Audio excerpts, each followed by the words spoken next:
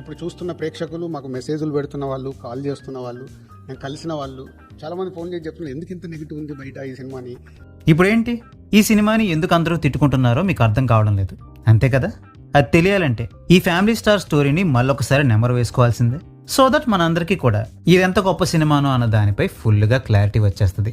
Okay, open చేస్తే చాలా చక్కగా మేకప్ వేసుకుని మంచిగా రెడీ అయ్యి మాడుమొహం వేసి కూర్చున్న మన ఇందుని చూసి పక్కనున్న ఆంటీలు ఏంటమ్మా అన్ని పుస్తకాలు ముందేసుకుని డల్గా కూర్చున్నావు, ఏదైనా పరీక్ష గానీ తప్పావా అని అడుగుతారు. దానికి ఇందు లైఫ్లో ఒక్కసారి మాత్రమే జరిగే ఎగ్జామ్లో ఘోరంగా ఫెయిల్ అయ్యానని, మళ్ళీ ఆ ఎగ్జామ్ రాసే ఛాన్స్ లేదని హాల్ టికెట్ని పోగొట్టుకున్న 10th క్లాస్ పిల్లల నిబ్బా డైలాగులు కొడుతుంది. ఇంతకీ శోకసంద్రం పొంగి పొరలడానికి రీజన్ ఎవడ్రా అంటే తిక్క, పిచ్చి, ఎర్రి అన్నీ కలగలిపితే వచ్చే ఒక మానవ మాత్రుడు, ఐరన్ని కూడా బెండ్ చేసేయగల బెండప్పారావు అయిన మన గ్రేట్ గోవర్ధన్ అన్నమాట. ప్రతిసారి గోవర్ధన్ ఏమంటాంలే కానీ కన్వీనియన్స్ కోసం ముద్దుగా గోవా అని పిలుచుకుందాం. ఓకే, ఫ్లాష్ బ్యాక్ లోకి వెళ్తే ఆధార్ కార్డ్ని చూపించి ఉల్లిపాయలు తెచ్చుకోవడం కోసం లుంగి వేసుకుని రోడ్డు మీద పరిగెడుతూ మ్యారియో మాదిరిగా జంపులు చేసుకుంటూ పోతుంటాడు మన గోవా. ఆ జంపుల పుణ్యమా అని పాపం ఈ బచ్చాగాడికి వాడి ఫ్యూచర్ కూడా కనిపించేసింది. ఇలాంటి బచ్చాగాలతో పాటు కాలనీలో ఉండే ఆంటీస్, అంకుల్స్ అండ్ అమ్మాయిలలో కూడా మన గోవాకి మంచి క్రేజ్ ఉంటుంది. కానీ మనోడు మాత్రం అమ్మాయిల మీద అంతగా ఇంట్రెస్ట్ ని చూపించడు. ఎందుకంటే మన గోవాకి ఒక బామ్మ, 2 అన్నయ్యలు, 2 వదినలు ఉంటారు. 2 అన్నయ్యలకి కలిపి 5 పిల్లలు కూడా ఉంటారు. బట్ ఇక్కడ ట్విస్ట్ ఏంటంటే ఆ మొత్తం ఫ్యామిలీని మనోడు ఒక్కడే పోషిస్తూ ఉంటాడు. బికాస్ 2 అన్నయ్యలు అన్ఎంప్లాయిడ్ అవడం వల్ల. ఫస్ట్ ఆఫ్ ఆల్ ఒక జాబ్ అంటూ లేనప్పుడు జనరల్గా ఎవరు పెళ్లి చేసుకోవడానికి సిద్ధపడరు. ఒకవేళ చేసుకుందాం అనుకున్నా కూడా వాళ్ళకంత ఈజీగా ఎవరు పిల్లనివ్వరు కదా. మరి అలాంటప్పుడు వీళ్ళకెలా పెళ్లి అయిందిరా అన్న డౌట్ గనక మీకు వస్తే, వాళ్ళు ఎలాగో దానికి క్లారిఫికేషన్ ఇవ్వలేదు కాబట్టి పెళ్లి చూపుల టైంలో మా తమ్ముడు గోవా సివిల్ ఇంజనీర్ అండి, రేపు పెళ్ళయ్యాక కూడా నన్ను మీ కూతుర్ని మావాడే పోషిస్తాడని చెప్పి సంబంధాలు కుదుర్చుకున్నారు అనేసుకోండి. మరి అట్లీస్ట్ జాబ్ వచ్చేంత వరకైనా పిల్లల్ని కనకుండా ఆగాలి కదా. అలా కాకుండా 2 అన్నయ్యలు 5 కనేసి వాళ్ళ రెస్పాన్సిబిలిటీని మన గోవా మీద ఎందుకు వదిలేశారన్న డౌట్ గనక మీకు వస్తే, పాపం చేయడానికి ఏ పని లేక ఖాళీగా ఉండడం వల్లే పిల్లల్ని కనే పనిని పెట్టుకున్నారనేసుకోండి. సో ఇన్ని రెస్పాన్సిబిలిటీస్ ని నెత్తిన పెట్టేసుకోవడం వల్ల ఇలా తయారయ్యాడు. ఆర్ స్వతహాగా మనోడి పైత్యం పీక్స్ లో ఉంటుందో ఏమో గానీ పొదుపు చేసే క్రమంలో మన గోవా కొన్ని వింత చేష్టలతో రోత పుట్టిస్తూ ఉంటాడు. లైక్ బైక్ డైలీ 23 రూపీస్తో పెట్రోల్ కొట్టించడం, every month 4th Sunday afternoon మాత్రమే బిర్యానీ తినడం లాంటివన్నమాట. ఇవి ఇంకా పర్లేదు కానీ వీటన్నిటిలోనూ పరమ రోతెస్ట్ పైత్యం ఏంట్రా అంటే పిండికి కకృతిపడి పిల్లలకి పిండి ఫ్రీ దోశలు నేసి పెట్టడం. కటిక పేదరికంలో ఉన్నవాడు కూడా ఏమున్నా లేకపోయినా ఆఖరికి పస్తులుండైనా సరే వాడింట్లో పిల్లలకి మంచిగా తిండి పెట్టడానికే చూస్తాడు గాని ఇలా పిండి ఫ్రీ దోశలేసి దాన్ని ప్లేట్లలోకి ఊదేసి ప్రౌడ్గా మాత్రం ఫీల్ అవ్వరు. అన్నట్టు మన గోవా పైత్యం ఇక్కడ మాత్రమే కాదండోయ్, వాడు చేసే పనిలో కూడా దాన్ని చూపిస్తుంటాడు. గవర్నమెంట్ పేదవాళ్ళ కోసం ఏర్పాటు చేసిన హౌసింగ్ స్కీమ్లో ఒక్కో ఫ్యామిలీకి 600 SFTని శాంక్షన్ చేస్తే ఆ 600 SFTలో 3 బెడ్రూమ్ ని డిజైన్ చేస్తాడు మన గోవా. అంత తక్కువ స్పేస్ లో 3 బెడ్రూమ్ ఎలా పడతాదిరా అని అడిగితే హాల్కో 330, కిచెన్ కో 120, కిడ్స్ బెడ్రూమ్ కో 80, రిమైనింగ్ 70లో 2 బెడ్రూమ్లు సర్దేశా అని చెప్తాడు. మరి 70లో 2 బెడ్రూమ్లు అంటే బెడ్ పెట్టడానికి తప్ప ఇంకా స్పేస్ ఏమీ ఉండదు కదరా అంటే ఎక్స్ట్రా స్పేస్ తో ఏం పీకుతారు బెడ్రూమ్ లో?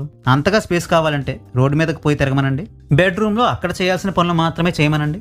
బేసిక్ గా జనాలు ఎడ్డోలు కాబట్టి ఇల్లు ఇరుగ్గా కట్టారన్నది పట్టించుకోకుండా ఎన్ని బెడ్రూమ్లు ఇచ్చారో అన్న దాన్ని మాత్రమే కన్సిడర్ చేసి దాన్నో స్టేటస్ సింబల్ గా 10 మందికి చెప్పుకుంటారనే ఒక దిక్కుమాలిన థియరీని మన గోవా చెప్పగానే ఆన్ ద స్పాట్ ఉద్యోగం పీకి ఆఫీస్ బయటకు గెంటేయాల్సింది పోయి వాట్ ఎన్ ఐడియా గోవా అంటూ మనోడిని అందరూ మెచ్చేసుకుంటారు.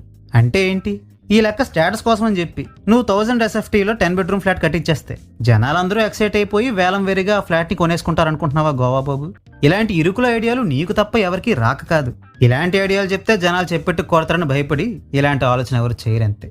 ఎనీవే, ఈలోగా మన గోవా దగ్గరికి ఎర్రగా బుర్రగా ఉన్న ఒక కోవర్కింగ్ కుర్రదొచ్చి 3 years నుంచి నేను స్క్రాచ్ చేస్తున్నాను కదా, అయినా కూడా నన్ను ఎందుకు పట్టించుకోవట్లేదు, ఏదేమైనా సరే ఇవాళ మన సంగతి ఏంటో తేల్చేయమని మొండికేసేసరికి దానికి మన గోవా నువ్వు నన్ను మాత్రమే స్క్రాచ్ చేస్తే సరిపోదు, మా ఫ్యామిలీని కూడా స్క్రాచ్ చేయాలి, మా పిసినిగొట్టు ముష్టి ముఠాకూర్ ఫ్యామిలీలో నువ్వు కూడా భాగం కావాలి, అందుకోసం నువ్వు కూడా నాలాగా కక్కుర్తిని ప్రదర్శించాలని చెప్పేసరికి వీడిని స్క్రాచ్ చేయడం కంటే దూరం నుంచి చూసి సైట్ కొట్టుకోవడమే బెటర్ అని ఆ పిల్లకి జ్ఞానోదయం అవుతుంది. అన్నట్టు ఇందాక ఒక మ్యాటర్ చెప్పడం మర్చిపోయా. చిన్నన్నయ్య మరి సంక్రాంతుల్లో సంవత్సరానికి ఒకసారే కనిపించిన. అట్లీస్ట్ వాడు ప్యాకేజింగ్ ఇండస్ట్రీ పెట్టడం కోసం వాడి బాధలో వాడు పడుతుంటాడు గాని ఆ పెద్దోడు మాత్రం రోజు తాగి పడిపోవడం తప్ప ఇంకే పని చేయడు. అయినా ఇంట్లో పెళ్ళం పిల్లల్ని పెట్టుకుని తాగి పడిపోవడాలు ఏంట్రా అంటారా? బేసిక్ గా మన పెద్దన్న IAS ఆస్పిరెంట్ అనమాట. 1 year బ్యాక్ పెద్దన్న కొంచెం కేర్లెస్ గా ఒక ఇంటర్వ్యూకి అటెండ్ అయ్యి ఓవర్ కాన్ఫిడెన్స్ ని ప్రదర్శించడం చూసి ట్రిగర్ అయిన గోవా పెద్దన్నని హర్ట్ చేసేలా ఇన్సల్టింగ్ గా మాట్లాడాడని పెద్దన్న అప్పటి నుంచి తాగుబోతులా మారిపోయి ప్రిపరేషన్ తో పాటు పెళ్ళాం పిల్లల్ని కూడా పక్కన పెట్టేస్తాడు. తన వల్లే తన అన్న ఇలా అయిపోయాడని. తన అన్న తాగే మందుకి గోవా డబ్బులు కడుతూ ఉన్నా కూడా పెద్దన మాత్రం ఈ లైఫ్ స్టైల్ ఏదో భలే బాగుందని ఫీల్ అయ్యి అలాగే కంటిన్యూ అయిపోతూ ఉంటాడు. ఉద్యోగం చేసి సంపాదిస్తున్న డబ్బు, కక్కుర్తితో మిగిల్చుకున్న డబ్బుతో పాటు మన గోవాకి ఇంకో సైడ్ ఇన్కమ్ సోర్స్ కూడా ఉంది. విచ్ ఇస్ సెటిల్మెంట్లకు పోయి ఐరన్లు వంచేసి బకెట్లని బూదిగంతంలోనికి దిగ్గొట్టేసి గోడలు బద్దలు కొట్టేసి నెత్తిని నేలకేసి కొట్టి సంపాదిస్తున్న రౌడీ మామూలు. జనరల్ గా ఫ్యామిలీ మ్యాన్ అనేవాడు ఊర్లోని రౌడీలతో ఇలా తగవలు పెట్టుకోడు. బట్ ఇలా పీతరాదాయి పడిపోయి అన్నయ్యని మేపడం కోసం మన గోవా సెటిల్మెంట్లు కూడా చేస్తుంటాడు. ఇలాంటి ఒక వర్స్ట్ సిచ్యువేషన్ లో పడి కొట్టుమిట్టాడుతున్న గోవా లైఫ్ లోకి ఎవర్ రెడీ బ్యాటరీలా ఎంట్రీ ఇస్తుంది మన ఇందు. గోవా తన పర్సనల్ టైం ని స్పెండ్ చేయడం కోసం వాడుకుంటున్న పెంట్ హౌస్ ని గోవా లేని టైంలో బామ్మ ఇందుకి రెంట్కిస్తుంది. నా పర్సనల్ స్పేస్ లో అదెవరు ఉండడానికని ఆమెను ఇల్లు ఖాళీ చేయమని చెప్పడానికి కోపంగా వెళ్ళిన గోవా ఇందు అందాన్ని చూసి ఫ్లాట్ అయిపోతాడు. దానికి తోడు ఆమె పసుపు కూడా వేయకుండానే పులిహార కలిపేయడంతో ఖాళీ చేయమనడానికి మనసు రాక మన గోవా అన్నీ మూసుకొని వెనక్కి తిరిగి వచ్చేస్తాడు. మైండ్ పనిచేసేవాడు ఎవరికైనా అసలు ఏంటి ఇందు వరుస? వచ్చి రాగానే ముక్కు మొహం తెలియని ఇంటి ఓనర్తో ఎంత చనువుగా మాట్లాడుతుందంటే ఈమెదో ప్లాన్ చేసి ఆ ఇంట్లోకి దిగిందని డౌట్ పడతారు. ఇన్ఫాక్ట్ ఆ రెంట్ హౌస్ గురించి ఆమెకి ఇన్ఫో ఇచ్చిన గోవాగడి ఫ్రెండ్ కూడా ఇదే డౌట్ ని ఎక్స్ప్రెస్ చేస్తాడు గానీ మన గోవా ఆల్రెడీ ఆమె వల్ల చిక్కుకుపోవడంతో ఆ విషయాన్ని పెద్దగా పట్టించుకోడు. అయితే ఆమె ఒక రోజు బిర్యానీలో ఐస్ క్రీమ్లు ఆర్డర్ పెట్టుకోవడం చూసి టెంప్ట్ అయిపోయిన కరువు బిడ్డలు చేసి అదరికి ఇరిటేట్ అయిన గోవా ఇందు దగ్గరికి పోయి నువ్వు బిర్యానీలో ఆర్డర్లు పెట్టుకోవడం వల్ల మా పిల్లలు టెంప్ట్ అవుతున్నారని సెన్స్లెస్ గా మాట్లాడితే అయితే మీరు కూడా ఆర్డర్ పెట్టుకోండి లేదా మీకు కూడా నేనే ఆర్డర్ పెట్టేస్తా అని ఇందు నూరు జారుతుంది. ఆ మాట విని ట్రిగర్ అయిన గోవా మాకేం గతిలేక కాదు, వీఆర్ డిసిప్లైన్డ్ పీపుల్, మమ్మల్ని తక్కువ చేసి మాట్లాడితే మర్యాదగా ఉండదని ఇందుకి వార్నింగ్ ఇస్తాడు. బట్ ఇందు సారీ చెప్పి మీ దగ్గర ఐరన్ బాక్స్ ఉంటే ఇస్తారా అని అడగగానే సిగ్గు లేకుండా ఆమె బట్టల్ని ఐరన్ చేసేస్తాడు మన గోవా. ఆఫీస్ పని మీద వాళ్ళ స్టాఫ్ తో పాటు మాల్కి పోయిన గోవా అక్కడ వాడి ఫ్యామిలీ మెంబర్స్ అందరూ ఇందుతో పాటు చికెన్ తింటూ చిల్ అవ్వడం చూసి హర్ట్ అయ్యి వాళ్ళందరూ ఇంటికి వచ్చేసాక ముక్కు మొహం తెలియని వాళ్ళతో ఆ తిరుగుడులేంటని తిరుగుతుంటే అదంతా ఇందు దొంగచాటుగా వినేసి గోవా మీద అలిగేసి మాట్లాడడం మానేస్తుంది. ఆమె వినేసిందని తెలిసాక మామూలుగా అయితే మన గోవా వాడి ఈగోని హర్ట్ చేసినందుకు అలిగితే అలిగిందిలే ఎరిమోహందని ఇందుని లైట్ తీసుకుని వదిలేయాలి. బట్ మనోడికి ఇందు మీద ఫీలింగ్స్ ఉండి తెచ్చాయి కాబట్టి ఈగోని పక్కన పెట్టి సారీలు చెప్పి ఎంతలా కన్విన్స్ చేస్తున్నా వినిపించుకోకుండా ముందుకేస్తుంటే ఇక ఓపిక నశించి మా ప్రైవేట్ కాన్వర్జేషన్స్ ని గోడచాటు బలిలా వినేయడం మీ తప్పేనని రివర్స్ లో ఆమెనే కార్నర్ చేసి వెళ్ళిపోతుంటే ఆమె గోవాని పిలిచి కాలేజ్ వరకు లిఫ్ట్ ఇవ్వమని అడుగుతుంది. ఎంత మన గోవాకి ఇందు మీద ఫీలింగ్స్ ఉన్నా పెట్రోల్ అయితే ఊరికే రాదు కాబట్టి ఆమె దగ్గర పెట్రోల్ డబ్బులు తీసుకుని ఆమెకో పర్సనల్ ర్యాపిడో సర్వీస్ లా మారిపోతాడు. ఈ ర్యాపిడో సర్వీస్ల పుణ్యమా అని వాళ్ళ మధ్యన ర్యాపో బాగా పెరిగిపోయి గోవా అండ్ ఫ్యామిలీతో ఇందు బాగా కలిసిపోతుంది. ఇంతలో సడన్ గా ఒక రోజు ర్యాండమ్ గా ఒక టాల్ ఫెలో గోవా ఇంటికి వచ్చి మన పెద్దన్న తాగుడు కోసం తన దగ్గర 8 lakhs అప్పు తీసుకుని అప్పు తీర్చమంటే తీర్చట్లేదని, సో మీ ఇంటికి 1 గంటలో ఆటో పంపిస్తా, అయితే అందులో డబ్బులు పంపండి ఆరు నువ్వైనా ఆటో ఎక్కి వచ్చేమని పెద్దొదినకి ఆఫర్ ఇస్తాడు. ఇక్కడ మీకు డౌట్ రావచ్చు, పెద్దన్న మందు కొట్టిన ప్రతిసారి మన గోవానే డబ్బులు కడుతున్నాడు కదా, మరి మందు కోసం పెద్దన్న అప్పెందుకు చేయాల్సి వచ్చింది అని. దీనికి వాళ్ళైతే ఎలాంటి ఎక్స్ప్లెనేషన్ ఇవ్వలేదు కానీ గోవాకి తెలియని చోట్లకి పెద్దన్న వెళ్ళి మందు కొట్టేసి అక్కడ బిల్లు కట్టలేక అప్పులు చేసి ఉంటాడని మనకు మనం ఒక థియరీ అల్లేసుకోవాలంతే. Anyway as per upload requirement పెద్దొదిన ఆటో ఎక్కేస్తుంది. బట్ వదినతో పాటు గోవా అండ్ ఫ్యామిలీ కూడా ట్రోజన్ హార్స్ లో సైన్యం దూరినట్టు ఆటోలో కుక్కుకొని మరీ వస్తారు. పిల్లలందరినీ లైన్లో కూర్చోబెట్టి మన ఫ్యామిలీని మనం ఎలా ప్రొటెక్ట్ చేసుకోవాలో చూసి నేర్చుకోండి అని చెప్పి బ్యాక్ హగ్గులు ఇచ్చి మొలస్ చేయబోయిన అప్లోడ్ మనుషుల్ని బ్యాక్ బోన్లు విరిగిపోయేలా మన గోవా కుల్లబొడి చేస్తాడు, which is a very good thing. But fight అంతా అయిపోయాక మళ్ళీ ఇలాంటి లేకి వేషాలు వేస్తే నేను మగాడిని, మీ ఇంట్లో కూడా ఆడోలున్నారు, ఇలా నాకు ఆటోలు గట్రా అక్కర్లేదు, ఏ ప్లేస్ అయినా ఏ వెహికల్ అయినా మాకు నడిచిపోద్దని ఒక లత్కోర్ వార్నింగ్ ఇస్తాడు. విచ్ ఈస్ వర్స్ట్ కాదు వరస్ట్ థింగ్. ఇంత జరిగాక మన గోవాకి సహనం చచ్చిపోయి పెద్దనని నిలదీసి నీ కోపం పోవాలంటే ఇక్కడ ఒకటి పీకు బాగుండదు. ఓకే ఓకే ఐఎమ్ సారీ లేదులే, మన గోవా ఇలా ఏడవడు సరే కదా, అట్లీస్ట్ నన్ను కొట్టినందుకైనా మా అన్నలో మార్పు వస్తుందేమో అని ఇందుతో వాడి హ్యాపీనెస్ ని పంచుకోగా ఇందు గోవా చేతిలో 8 lakhs పెట్టి ఈ రౌడీ వేషాలు ఆపి ముందు వాడి అప్పు తీర్చేయమంటది. ఈ డబ్బు తీసుకుని నీకు అప్పు పడ్డం కంటే రౌడీ వేషాలు వేయడమే బెటర్ అని మన గోవా అంటే, ఇది అప్పు కాదురా జాంకాయ్, ఇక నుంచి మనం బరంపురం అని చెప్పి ఇందు గోవాకు లిప్ లాక్ నుంచి కాలేజ్కి పోద్ది. ఇందు ఇంటికి వచ్చేసరికి ఆమెకి గ్రాండ్ గా వెల్కమ్ చెప్పి వాడిని లవ్ ని ఎక్స్ప్రెస్ చేద్దాం అనుకునేసరికి ఇందు బైండింగ్ ఇచ్చిన బుక్ ను ఒకడు హోమ్ డెలివరీ చేసిపోతాడు. ఏం బుక్ రా ఇదని మన గోవా ఓపెన్ చేసి చూసేసరికి the man Govardhan the most పిసినగొట్టు ఫెలో ఆఫ్ ఇండియా అని టైటిల్ పెట్టి మిడిల్ క్లాస్ కష్టాలని మన గోవా అండ్ ఫ్యామిలీ పడుతున్న పాటల్ని థీసిస్ గా రాసి డాక్టరేట్ కొట్టేయాలన్న ఇందు ఇంటెన్షన్ గురించి తెలిసి మన గోవా ఇందు చదివే కాలేజ్కి పోయి లెంప వాయగొట్టి 4 పేజీలు చదివి ఒక్కో లైన్కి ఒక్కో తిట్టు తిట్టి పుస్తకాన్ని ఆమె మొహంపై విసిరి కొట్టి వచ్చేస్తాడు. ఇంతకీ ఏం రాసిందో ఒకసారి చూద్దాం రండి. ఈ అన్వేషణ యాత్రని ప్రారంభించినప్పుడు గోవర్ధన్ కథ ఒక దీపస్తంభంగా ప్రకాశిస్తుంది. కళల శక్తికి, ఆత్మ యొక్క సహనానికి మరియు మధ్యతరగతి ఆత్మ యొక్క స్థితిస్థాపకతకు నిదర్శనం. అతని కథనం ద్వారా అతని ప్రయాణాన్ని అర్థం చేసుకోవడానికి మాత్రమే కాకుండా మధ్యతరగతి అనుభవం యొక్క సారాంశంపై ఆత్మ పరిశీలన చేసుకోవడానికి కూడా ప్రయత్నిస్తాము. ఈ అనుభవం విలక్షణమైనది మరియు విశ్వవ్యాప్తంగా సాపేక్షమైనది. అతని కథను విప్పడంలో వ్యక్తిగత దృఢత్వం మరియు సామాజిక ప్రవాహాల మధ్య సంక్లిష్టమైన ఇదేంటో తెలియట్లేదు కాబట్టి డాష్ గురించి మన అవగాహన యొక్క థ్రెడ్లను ఏకకాలంలో నేస్తాము. ఇటువంటి రాతలు రాస్తే డాక్టరేట్లు ఎవరు, డైరెక్ట్గా డాక్టర్ దగ్గర తీసుకుపోయి కొంపదీసి ఈమెకి పిచ్చేమైనా పట్టిందేమో చూడమంటారు.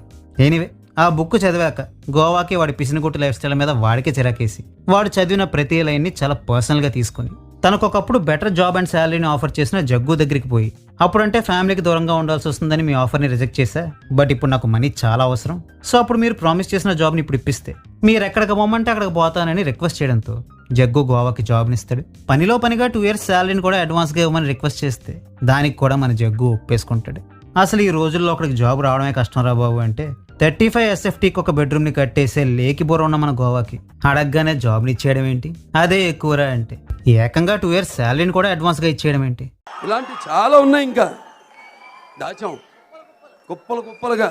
ఆ కుప్పంతా మీ ముందు పెడతాలే కానీ అసలు ఇప్పుడు ఈ 2 years శాలరీని అడ్వాన్స్గా తీసుకుని మన గోవా ఏం చేయబోతుండో తెలుసా? లేటెస్ట్ ఐఫోన్, ట్రయంఫ్ బైక్, వదినలకి నగలు కొనేసి పిల్లల్ని చిరక్ స్కూల్లో చేర్పించేసి అవన్నీ వీడియో కాల్ చేసి ఇందుకు చూపిస్తూ స్టంట్ కొడుతుంటాడు మన గోవా. బట్ ఇక్కడ ట్విస్ట్ ఏంటంటే జగ్గు మన ఇందుకి డాడీ అండ్ మన ఇందు ఆ కంపెనీకి CEO. రెక్కలొచ్చిన పందికి ఎగరడానికి సీటు కింద కొవ్వొడ్డొచ్చినట్టు ఎంతసేపు ఎగిరిన మన గోవాని ఇకపై ఎగరనివ్వకుండా ఇందు బ్యాక్గ్రౌండ్ అడ్డొస్తుంది. అయినా కూడా మన గోవా ఎగురుతానని మొండికేస్తూనే ఉంటాడు. ప్రాజెక్ట్ పని మీద ఇందు తనతో పాటు గోవాని కూడా యుఎస్కి తీసుకుపోతుంటే నాకు బిజినెస్ క్లాస్ టికెట్టే కావాలని మారం చేసి ఇందు పక్కనే కూర్చుని కామెంట్లు వేస్తూ జర్నీ మొత్తం ఇందుని సతాయిస్తాడు. ఆ సతాయింపుని అక్కడితో ఆపేయకుండా యుఎస్కి పోయాక కూడా ఇందుకి ఎంత లావిష్ అకామిడేషన్ ఇస్తే నాకు కూడా అదే విధమైన ట్రీట్మెంట్ కావాలంటూ గొడవ చేసి ఆఫీస్లోనే స్నానాలు చేసి లుంగీలు వేసుకొని తిరగడాలు, అక్కడ ఉన్న అమెరికన్స్కి కూడా లుంగీలు కట్టి తెప్పడాలు, ఇందు ఏం తింటే నాకు అదే పెట్టాలని అలగడాలు లాంటి చిల్లర వేషాలన్నీ వేస్తూ ఇందుతో పాటు కూడా ఉన్న సమర్థని కూడా మన గోవా ఇరిటేట్ చేస్తూ ఉంటాడు. అసలు వీడు ఎంతలా ఇరిటేట్ చేస్తున్నా కూడా వీడిని భరిస్తూ ఉన్నందుకు మన గోవా అక్కడికి పోయి ఉద్ధరించేసింది ఏమిట్రా అంటే ఒక సైట్లో NRL కోసం ఒక ఇండియన్ స్టైల్ హౌసింగ్ కాలనీ, అంటే ఇంటీరియర్స్ ఇండియన్ స్టైల్లోనే డిజైన్ చేసి ప్రతి ఇంటికో తులసి కోట, ఒక ఆవుల షెడ్ ఉండేలా ఒక కాలనీని డిజైన్ చేస్తాడు. ఇంటీరియర్స్ అండ్ తులసి కోట వరకు ఓకే కానీ ఒక్కో ఇంటికి ఒక్కో ఆవుల షెడ్డా? ఇండియాలో సిటీలో బ్రతుకుతున్న వాళ్ళే ఇంటికి ఆవుల షెడ్ని పెట్టుకోరు, అలాంటిది యుఎస్లోని హౌసింగ్ కాలనీలో ఇంటికి ఒక ఆవుల షెడ్ని పెడతావా? ఓకే, షెడ్ పెట్టావు బాగానే ఉంది, మరి రోజు ఆవులకి కుర్తి పోసేదెవడు, పాలు పిండేదెవడు, పేడనెత్తేదెవడు? ఇదొక ప్లాన్. మళ్ళీ ఈ ప్లాన్ వేసినందుకు మన గోవాకి అడ్వాన్స్గా 1 crore శాలరీ అండ్ దాంతోపాటు ఎవ్రీ మంత్ 3 lakhs శాలరీని ఇచ్చి అది చాలదన్నట్టు అడిషనల్గా గోవా పెట్టే టార్చర్ని కూడా భరించడం. నిజంగా బుద్ధున్నవాడు ఎవడైనా ఇలానే ఫీల్ అవుతాడు. బట్ మన హిందూ మాత్రం గోవాని ఇంకా ఎక్కువగా లవ్ చేయడం స్టార్ట్ చేస్తుంది. అదేంటి ఇంతలా ఇరిటేట్ చేసినోడి మీద అంతలా వెల వచ్చేసిందిరా అంటారా? ఒకరోజు ఆఫీస్కో కురకుంక వచ్చి ఇందుకు తెలియకుండా ఇందుని వీడియో తీసి ఫిగర్ బాగుంది కాబట్టి పెళ్లి చేసుకుంటానంటే దానికి మన గోవా చాలా వైల్డ్గా రియాక్ట్ అయ్యి వాడిని పెచ్చ కొట్లు కొట్టేసరికి గోవా మీద ఉన్న ఇరిటేషన్ మానిపోయి అడ్మిరేషన్ పెరిగిపోద్ది మన బుర్ర తక్కువ ఇందుకి. ఎంతలా ఇరిటేట్ చేసినా అంతంత శాలరీలు ఇచ్చి పోషిస్తుంది కాబట్టి మన గోవా కూడా టార్చర్ పెట్టడం మానేసి ఇందుతో మంచిగా నడుచుకుంటాడు. దీంతో ప్రాబ్లమ్స్ అన్ని సాల్వ్ అయిపోయాయని భావించి ఇందు గోవాని ఒక ఫ్యామిలీ ఫంక్షన్కి తీసుకుపోతుంది. ఫ్లైట్లో గోవాతో ట్రావెల్ చేసిన ఆంటీ ఆ ఫంక్షన్లో కనబడి మీ ఇద్దరు కలిసిపోయినట్టున్నారే అని గోవాని అడిగితే ఏదో ప్రొఫెషన్ కోసం ఫ్రెండ్లీగా ఉంటే పని సాఫీగా జరుగుద్దని కానీ లేకపోతే దాంతో నాకు ఫ్రెండ్షిప్లు ఏంటి, లవ్లేంటి, దానిలాంటి మోసగాలని నా ఇంటి గేటు కూడా తాకనివ్వను, నన్ను మోసం చేసింది కదా చూస్తూ ఉండండి, దానికి అంగవైకల్యం ఉన్నవాడే మొగుడుగా వస్తాడని మన గోవా అడ్డమైన శాపాలు పెడతాడు. దొంగచాటుగా మాటలు వినడం మన ఇందుకి అలవాటే కాబట్టి అదంతా వినేసి పాముకి పాలు పోసినా గోవాకి హెల్ప్ చేసినా ఒకటేనని రియలైజ్ అయ్యి వాడిని అవాయిడ్ చేయడం స్టార్ట్ చేస్తుంది. ఇండియాకి రిటర్న్ వచ్చేసాక జగ్గు గోవాకి 10 crores అడ్వాన్స్ ఇస్తాడు. ఓడి అమ్మరే, ఇది హిందూ ఇన్ఫ్రా కంపెనీనా లేక గోవర్ధన్ని పోషించే కంపెనీనా? అయినా ఇలా విడతల వారీగా ఇచ్చే బదులు ఆస్తి మొత్తాన్ని వాడి పేరునే రాసేసి మీరే పోయి వాడి దగ్గర జీతం తీసుకుంటే సరిపోయేది కదరా బ్రెయిన్లెస్ ఫెలోస్. ఎనీవే 10 కోట్లు ఇచ్చినందుకు గోవా జగ్గుకి థ్యాంక్స్ చెప్పగా నీ మీద బుక్ రాసిందని ఎంతలా ఫీల్ అయిపోయావే? అసలు ఇంతకీ ఆ బుక్లో ఏముందో నీకు తెలుసా? నీ లేఖితనం త్యాగం, నీ రౌడీయసం వీరత్వం, నీ పిసినిగోటుతనం సన్యాసం అంటూ తిట్ల మేఘాలు గుద్దుకుంటే కురిసే పొగడ్తల వర్షం లాంటి వెరైటీ ఎలివేషన్లతో బుక్ మొత్తం నీ భజనతోనే నింపేసిందిరా. అది విన్న వాళ్ళందరూ లేచి చప్పట్లు కొట్టి మరి ఈ సోదిని రాసినందుకు తనకి డాక్టరేట్ని ఇచ్చేశారని జగ్గు అసలు మ్యాటర్ని రివీల్ చేస్తాడు. ఇందాక ఇందుకు మాత్రమే పిచ్చెక్కిందేమో అనుకున్నా, బట్ ఇప్పుడు అర్థమైంది తనకి డాక్టరేట్ ఇచ్చిన వాళ్ళని చప్పట్లు కొట్టిన వాళ్ళు కూడా తీసుకెళ్లి ఇందుతో పాటు అసైలంలో పడేయాలని. ఎనీవే ఇదంతా విని ఇంప్రెస్ అయిపోయిన గోవా ఇందుకి కాల్ చేస్తే కాల్ కనెక్ట్ అవ్వదు. అసలు ఇందు ఎక్కడుందో చెప్పమని జగ్గుని అడిగితే, ఇంకెక్కడ ఇందు, నువ్వు అమెరికాలో వీడియో తీసాడని ఒకరిని కుమ్మేశావే, ఆ దెబ్బకి వాడికి కాళ్ళు చేతులు పడిపోయాయట. అందుకని చెప్పి వాడి తాత వచ్చి ఇందుని పట్టుకుపోయి వాడి మనవడికిచ్చి పెళ్లి చేసి సేవలు చేస్తానని చెప్పాడని చాలా క్యాజువల్ గా గోవాతో చెప్తాడు మన జగ్గు. సో మ్యాటర్ ఏంటో గోవాకి బోధపడ్డాక ఈ జగ్గు గడిని నమ్ముకుంటే ఇందు బతుకు గోవిందేనని భావించి మన గోవా వాడి బామ్మతో కలిసి స్ట్రైట్ గా వెళ్ళింటికి పోయి వాడి గురించి ఇందు రాసిన బుక్స్ ని అక్కడ ఉన్న వాళ్ళందరికీ పంచిపెట్టి దాన్ని చదవండ్రా అని ఎంత మొత్తుకున్నా ఒక్కడు కూడా దాన్ని చదవడానికి ధైర్యం చేయకపోవడంతో వాడి బామ్మ చేతనే ఆ ఎలివేషన్స్ ని చదివించుకొని అది వింటున్న ఊపులో అన్లిమిటెడ్ గా మీదకొస్తున్న విలన్ గ్యాంగ్ ని చితకబాదేసి విలన్ దగ్గరికి పోయి ఏదో క్యాజువల్ గా కొట్టే గాని మరీ నీ మనవడేలా మటన్ కొట్టులో మేకైపోతాడని నేను ఎక్స్పెక్ట్ చేయలేదు. నీకు అంతగా నీ మనవడిని చూసుకోవడం కష్టంగా ఉంటే వాడిని నాకిచ్చేసి, ఇప్పటికే నేను చాలా మందికి సేవలు చేస్తున్నా, ఇకపై వీడు కూడా నా బ్రదర్ అనుకుని వీడికి కూడా సేవలు చేస్తానని అనడంతో విలన్ మనసు కరిగిపోయి గోవాని క్షమించేస్తాడు. ఇక మన హిందూ సంగతి మీకు తెలిసిందే కదా, పెద్దగా సిగ్గు సరం లేని క్యాండిడేట్ కాబట్టి గోవా వచ్చి సారీలు చెప్పి ముద్రిచ్చేగానే హిందూ కూడా గోవాని క్షమించేస్తుంది. ఇది Thaman sorry the man the one and only పిసినిగొట్టు పైథాన్ స్టార్ మూవీ స్టోరీ. రాజుగారు ఎప్పటికైనా అర్థమైందా ఈ మూవీ ఎందుకు పోయిందో? కేరళలో ఒక కోర్టు ఇవ్వడం జరిగిందంట, రివ్యూస్ ఇవన్నీ ఫస్ట్ 3 days ఇవ్వకుండా చూడండి అని. అలాంటిది ఏదో వస్తే గానీ ఇండస్ట్రీ బాగుపడదు. మీకెంత చెప్పినా అర్థం కాదని నాకు అర్థమైపోయింది కాబట్టి ఇంతటితో ఈ వీడియోని ఎండ్ చేస్తున్నా. మళ్ళీ ఇంకో వీడియోతో కలుద్దాం. అంతవరకు సెలవు, టాటా బాయ్.